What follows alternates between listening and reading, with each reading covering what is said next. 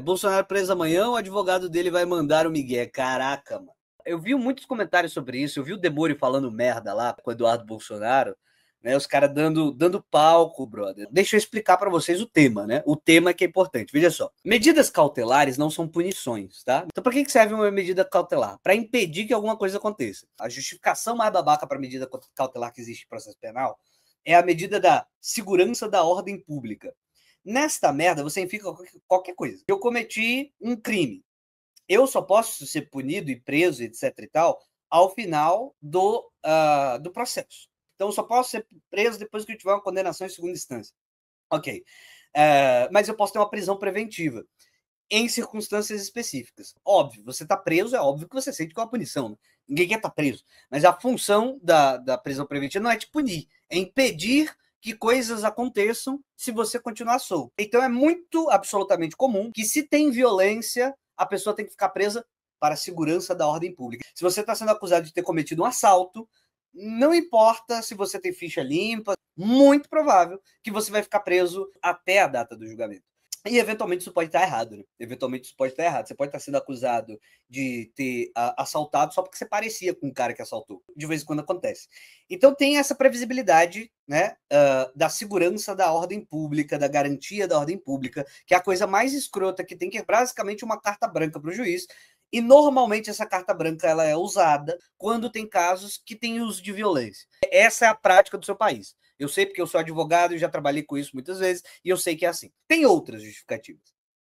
Uma das justificativas é intervir no processo. Ou eu estou tentando subornar a testemunha, eu estou tentando intimidar juiz, essa é uma das circunstâncias, que não é garantia da ordem pública. Olha, se você está solto, você está fazendo jogos para que isso mude a decisão. Você está impedindo que a decisão seja livre. Decisão ruim ou boa? Sobre pressão, ou sobre adulteração, ou sobre, né, com o uso da influência do dinheiro, etc. É nessa circunstância que o Bolsonaro estava. Ele livre, ele fazia uma pressão política para tentar pressionar os juízes a decidirem contra. Não precisava ter o Trump envolvido. Só dele estar falando isso para o público, olha como esse juiz, seu filho da puta, etc., já é intervenção no processo. Então ele já poderia ser preso. Como a situação é meio tensa na República, uma das medidas preventivas que você pode ter, uma das medidas cautelares que você pode ter, são aquelas que definiu o juiz. Então, vou colocar uma tornozeleira, ele não pode sair para qualquer lugar, e etc e tal. Umas medidas restritivas da comunicação pública, porque ele está usando a comunicação pública para fazer pressão do juiz. Isso é um problema do positivismo, que ele não prevê todas as estruturas do planeta, então não está previsto esse mundo digital, onde as pessoas pegam o celular e usam o celular para comunicar para uma terceira pessoa, e etc., para essa terceira pessoa fazer pressão do juiz. Né? Então, ele poderia já estar preso. Só que como a gente está nesse palco, desse cenário todo, etc. e tal, a decisão foi a menor, olha que fofo.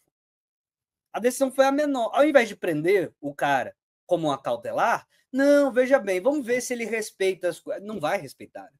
Então, toda abertura que você dá para um cara de extrema-direita, ele dobra a aposta, triplica a aposta, quadruplica a aposta, quintuplica a aposta. Na discricionariedade do juiz. Ao invés dele mandar prender, que deveria ter sido o que foi feito, do ponto de vista político, eu vou explicar agora por quê, né? Você tem discricionariedade. O cara está pressionando. O cara está pressionando, então pode prender. Pode prender, mas pode tentar fazer outras medidas cautelares menos graves. Se você tentar menos grave, ele vai usar isso a favor dele. A tese é, se eu usar menos grave, ele vai ficar quietinho, porque pelo menos ele está em casa? Não, eles vão ficar usando isso a favor dele, certo?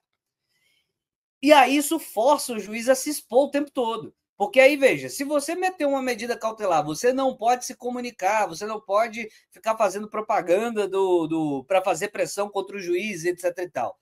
Aí ele fala assim, mas não fui eu que fiz propaganda. O que eu posso fazer se as pessoas estão querendo me entrevistar? Caralho, como eu odeio a Sonseralândia eterna, né? Devia chamar o Brasil de Sonsil, né?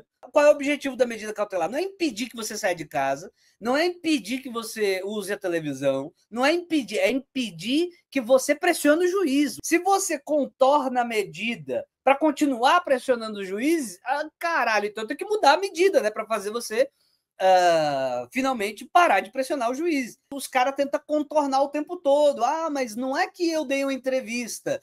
Eu posso fazer se a Dona Maria vai lá e me grava. E aí depois esse texto que a Dona Maria me gravou foi parar na CNN. Não fui eu que quis dar a entrevista para a CNN, entendeu?